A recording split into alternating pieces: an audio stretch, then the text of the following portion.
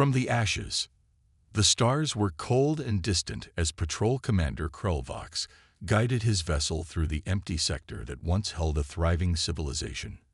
His mission was routine: scan the dead system that had once contained Earth, confirm its continued lifelessness, and report back to Vexeri High Command. After all, no one had found signs of human life for nearly 2 centuries, not since the Great Purge. Approaching Earth's orbital path, announced his navigation officer. Scanning commenced. Krell nodded absently, staring at the scared planet that rotated slowly on the main view screen. The surface was a wasteland of craters and ash storms, the legacy of the Vexori bombardment that had ended the brief but fierce resistance of humanity. The Confederation had made an example of Earth, ensuring no other species would dare challenge their expansion. "Same as always," Krell muttered. "A dead rock. I don't understand why High Command insists on these patrols." His second-in-command, Thela, tilted her head. "The records say humans were resourceful. Perhaps they fear." "Fear?" Krell laughed. "The Vexeri fear nothing, especially not extinct primitives. Their technology was centuries behind ours when we wiped them out." The console beeped, drawing his attention. "Anomalous energy reading," reported the sensor operator, his voice tinged with confusion. "Faint but distinct. Coming from the northern hemisphere." Krell's spine stiffened. "Impossible. Magnify and enhance." The view screen zoomed in on a region of the planet's surface. What had appeared to be natural formations suddenly resolved into something else, a pattern too regular, too intentional. "That's," Thela whispered. "An artificial structure," Krell finished, his voice hardening, "recently uncovered by those ash storms." Before he could issue orders, the ship's proximity alarms screamed to life. 3 vessels had appeared seemingly from nowhere, sleek and predatory, unlike any design in the Confederation database. "Evasive maneuvers," Krell shouted, but it was too late. A brilliant beam of energy sliced through their shields as if they weren't there, cutting the patrol vessel in half. Krell's last thought before the void claimed him was one of impossible realization. The humans had survived. 300 meters beneath Earth's ruined surface, Commander Ilara Chen watched the destruction of the Vexeri patrol ship on a holographic display. Her dark eyes reflected the explosion, her expression grim but satisfied. "Target eliminated," reported her tactical officer. "No distress signal detected. Recovery teams are collecting debris." Ilara nodded, her short silver-streaked hair catching the dim light of the command center. At 53, she had never seen Earth's surface as it once was, blue and green and full of life. She had been born in the depths, like everyone else in the last bunker, raised on stories of humanity's greatness and the Vexari betrayal. "It begins," she said quietly. After all this time, her second-in-command, Major Darius Wright, approached. A tall man with dark skin and a prosthetic left arm, a relic of an accident in the engineering sector years ago. He carried himself with the quiet confidence of a born soldier. "The council is gathering," he informed her. "They're waiting for your report." Ilara straightened her utilitarian uniform and followed him through the winding corridors of the underground city. The last bunker had never been meant to house 50,000 people for 2 centuries, but humanity had adapted. Hydroponic gardens flourished under artificial light, while recycling systems worked with an efficiency their ancestors could only have dreamed of. Children passed them, laughing as they ran to their lessons. Ilara smiled briefly. They had been born into darkness, but soon they would know the stars. The council chamber was a circular room where the 12 elected leaders of the last bunker governed.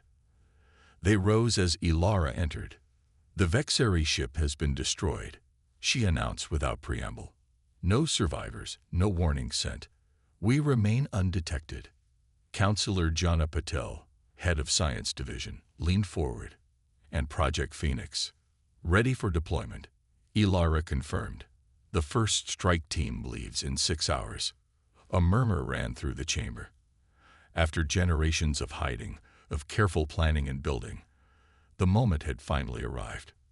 Council leader Marcus Santos, the oldest person in the bunker at 82, spoke with a voice that still carried the strength of his conviction. 200 years ago, the Vexari Confederation believed they had eliminated humanity from the galaxy. They bombed our cities, poisoned our atmosphere, and left us for dead. He paused, his weathered face solemn. Today, we begin to correct their mistake. The hardest part had been the waiting. After the bombardment, when the survivors had retreated to the deep bunkers built by forward-thinking nations, they could have lashed out, launched their remaining nuclear arsenals in a final act of defiance. Instead, they chose patience. The first generation lived in fear, certain that the aliens would return to finish the job. The second generation built, expanding the bunkers into a true underground civilization. The third generation began to plan, and the fourth, Ilara's generation, would execute those plans. Project Phoenix had consumed the resources and intellect of the last bunker for decades. By studying the debris of fallen Vexari ships and intercepting their communications, human scientists had not only caught up to alien technology, but surpassed it in key areas. The quantum shield that could absorb energy attacks, the phase shift drive that allowed ships to appear and disappear without detection, the genetic modifications that enhanced human strength, speed, and resilience in space, all developed in secret, all waiting for the perfect moment. And now, that moment had come. Ilara stood in the launch bay, watching as the first strike team prepared to board their vessels. 3 ships, each carrying 50 of the best soldiers the last bunker had produced. Their mission was simple but crucial. Attack the Vexari outpost at Proxima Centauri, Earth's nearest stellar neighbor, retrieve any useful intelligence, and return. The strike team commander, Captain Lion Joe, approached and saluted. His eyes glinted with the metallic sheen of neural implants that connected him directly to his ship's systems. "All preparations complete, Commander," he reported. "The crews are ready." Ilara clasped his shoulder. "Remember your training, Captain. This isn't just about vengeance. It's about survival. We need intelligence more than we need dead Vexari." "Understood," Lion nodded, "though I can't promise the men and women won't enjoy dealing some payback." Ilara allowed herself a small smile. "I'd be disappointed if they didn't." The massive doors above the launch bay began to part, revealing a tunnel that led upward to the surface. The 3 ships, designated Phoenix 1, 2, and 3, hummed with power as their engines engaged. "For Earth," Lion said quietly, then turned and boarded the lead vessel. Ilara stepped back as the ships rose into the tunnel, their sleek forms soon disappearing from view. She felt the weight of history on her shoulders. If they failed, the Vexari would realize humans still existed and would not rest until the last bunker was found and destroyed. But if they succeeded, the Proxima Centauri outpost was a hub of Vexari activity, a critical refueling and resupply station for their patrols in the sector. It housed approximately 500 personnel, most of them technicians and support staff rather than warriors.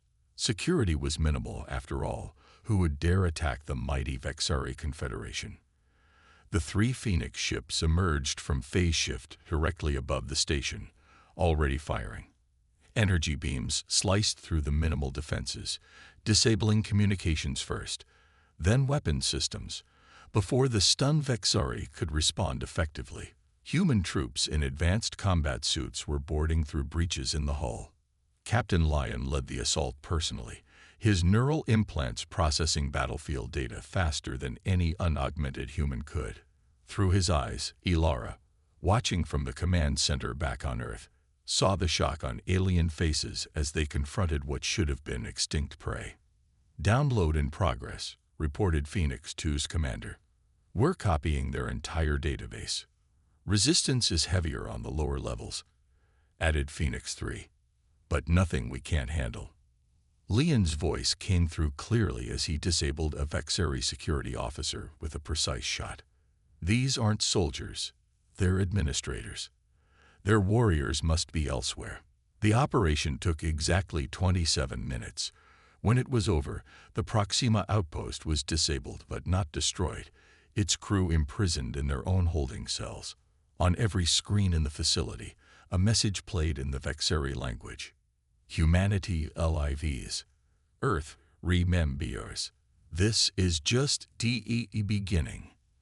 As the Phoenix ships departed, leaving the crippled station behind, a single transmission was broadcast on all Vexeri frequencies across the galaxy.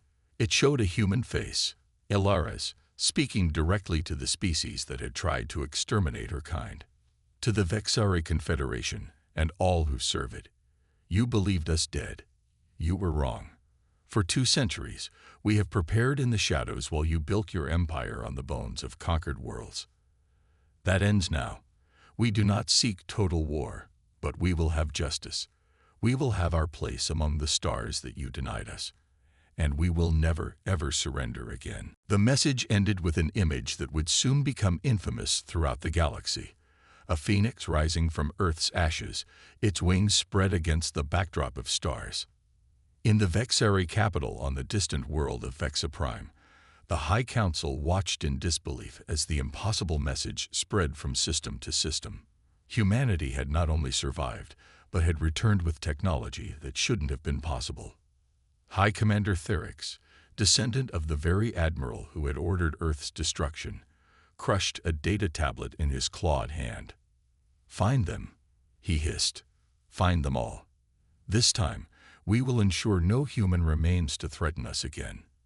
He could not know that it was already too late. The Phoenix had risen, and the galaxy would never be the same. Reckoning. The Vexeri response was swift and merciless.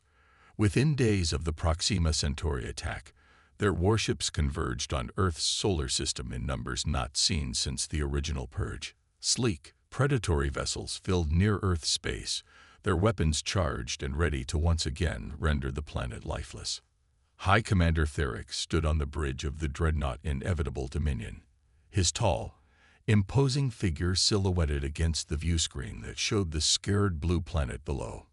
Unlike most of his species, whose skin ranged from deep blue to violet, Therix was almost black, a genetic quirk that had marked him for leadership from birth. "Begin the bombardment," he ordered, his voice resonating with the deep harmonic tones characteristic of Vexeri speech. "Target the northern hemisphere first, where the anomalous readings were detected. Leave nothing but molten rock." His second-in-command, Sub-Commander Velar, hesitated. "High Commander, our scans still detect no life signs or energy signatures beyond background radiation. Perhaps the human strike was launched from elsewhere." Therix turned, his 4 yellow eyes narrowing. "Are you questioning my orders, Sub-Commander?" "No, High Commander," Velar replied quickly. "Preparing bombardment sequence." Before the order could be executed, proximity alarms blared across the bridge. Space seemed to ripple around the Vexeri fleet as dozens of human vessels materialized from nowhere, already firing. "Impossible," Therix snarled. "How did they bypass our detection systems?" The answer came in the form of devastating energy beams that sliced through Vexeri shields with terrifying ease. Unlike the precision strike at Proxima, this was an all-out assault. The Phoenix fleet, named for the mythical bird that had become humanity's symbol of rebirth, had been built in secret asteroid bases throughout the solar system, not on Earth itself. And leading the attack was Commander Ilara Chen aboard the flagship Resurgence. "All vessels, engage as planned," she ordered calmly. "Remember your training. Their numbers mean nothing against our shields." The battle that followed would later be known as the First Victory. Human vessels, employing phase shift technology that allowed them to appear and disappear at will, struck the Vexeri fleet from all angles.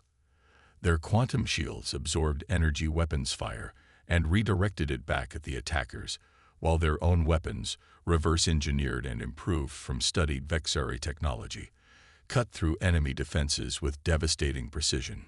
Aboard the Inevitable Dominion, Therix watched in mounting horror as his fleet was systematically dismantled. "How is this possible?" he demanded. They were primitives when we found them. High Commander, his tactical officer reported, analysis suggests their technology is based on ours, but has been improved.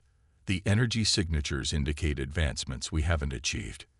Therix slammed his fist against the command console. Impossible. No species develops faster than the Vexari.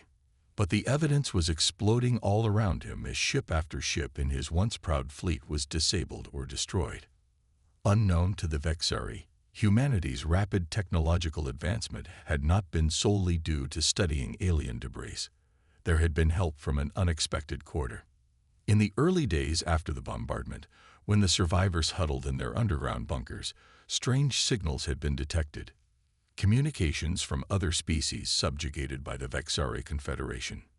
These oppressed races, seeing in humanity a potential ally, had secretly shared knowledge through encrypted transmissions that the Vexari never detected.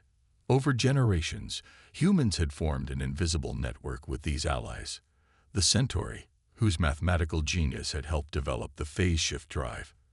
The Eridani, whose biological understanding contributed to human genetic enhancements. And others, all waiting for the day when humanity would be ready to challenge their common oppressor. And now, that day had come. As the battle raged around Earth, Commander Ilara received a priority transmission from Major Darius Wright back at the last bunker. "Phoenix Protocol is ready," he reported, his expression grave but determined. "Awaiting your authorization." Ilara took a deep breath. This was the moment everything had led to. The true unveiling of humanity's ultimate weapon. "Initiate Protocol Phoenix," she confirmed. "And may our ancestors guide us." Deep beneath Earth's surface, in a chamber that only 12 people had ever entered, Darius Wright activated a sequence on a console that hadn't been touched in decades. The device that hummed to life was neither human nor Vexarian design. It was a hybrid of technologies from 6 different species, all contributed by humanity's secret allies. On the surface, nothing seemed to happen at first. Then, one by one, the quantum beacons that had been hidden on planets throughout Vexari space began to activate. Each one broadcasted a signal that bypassed conventional communications channels, speaking directly to the oppressed populations of 100 worlds. "Humanity is rise in. The time is over. Reclaim your freedom." And the galaxy erupted. Aboard the inevitable Dominion, chaos reigned as reports flooded in from across Vexari space. Uprisings on colonial worlds. Military installations sabotage. Supply chains disrupted. And everywhere, the same symbol, the Phoenix, rising from ashes. Therix stared at the tactical display in disbelief as his empire began to crumble before his eyes. "This was planned," he whispered. "For how long?" His question remained unanswered as a massive human vessel, larger than any seen before, phased into existence directly before the inevitable Dominion. On the view screen, Commander Ilara Chin's face appeared, her expression neither triumphant nor vengeful, merely resolute. "High Commander Therix," she said, her voice translated perfectly into Vexari harmonics. "Your fleet is defeated. Your empire is in revolt. You have one choice: surrender or be destroyed." Therix's pride warred with his tactical mind. The Vexari had never surrendered in their 1,000-year history of conquest, but they had never faced an enemy like this, one that had turned their own tactics and technology against them with such devastating effect. "You think this ends with my surrender?" he growled. "The Vexari Confederation spans 1,000 worlds. We will hunt you down. We will." "You misunderstand," Ilara interrupted. "We don't want your surrender to us alone. We want your surrender to all the species you've subjugated. The Centauri, the Eridani, the Procyon Collective, all of them." For the first time, uncertainty flickered in Therix's yellow eyes. "You allied with them." "We did what humans have always done best," Ilara replied. "We adapted. We connected. We built relationships while you built weapons. And now, those relationships will remake the galaxy." She gestured, and the view screen split to show representatives of a dozen alien species, all former subjects of the Vexari, all now in open rebellion. A new coalition is forming, Ilara continued. One based on mutual respect and cooperation, not dominance and fear. You can join us in building it, or you can be remembered as the last leader of a failed empire. The choice is yours. 3 months later, Commander Ilara Chen stood on the actual surface of Earth for the first time in her life. The atmosphere was still toxic in places, requiring her to wear a filtration mask, but already the signs of regeneration were visible. With Vexari terraforming technology, freely given as part of the peace treaty, and the biological expertise of the Eridani, Earth would be fully habitable again within a decade. Beside her stood representatives from 20 formerly subjugated species, all now equal members of the new Galactic Cooperative. And among them, surprisingly, was Therix, no longer High Commander, but simply the Vexari representative, humbled but perhaps wiser for it. I still don't understand, he said quietly to Ilara as they watched Earth's first sunset visible from the surface in 2 centuries. How did your species survive when we were certain we had destroyed you? Ilara smiled behind her mask. You thought of us as primitive because our technology wasn't as advanced as yours. But humanity's greatest strength has never been our technology. It's our resilience, our ability to endure, to hope, even in darkness. She gestured to where engineers from 5 different species worked together to install atmospheric processors that would speed Earth's healing. And most importantly, our ability to unite. You conquered through force. We connected through respect and common purpose. In the end, that made all the difference. As the sun dipped below the horizon, casting red-gold light across a landscape that was beginning to heal, Ilara thought of all the generations who had lived and died underground, never giving up the dream that one day humanity would return to the stars. They had done more than return. They had transformed the galaxy itself. The phoenix had not only risen, it had created a new dawn for all species.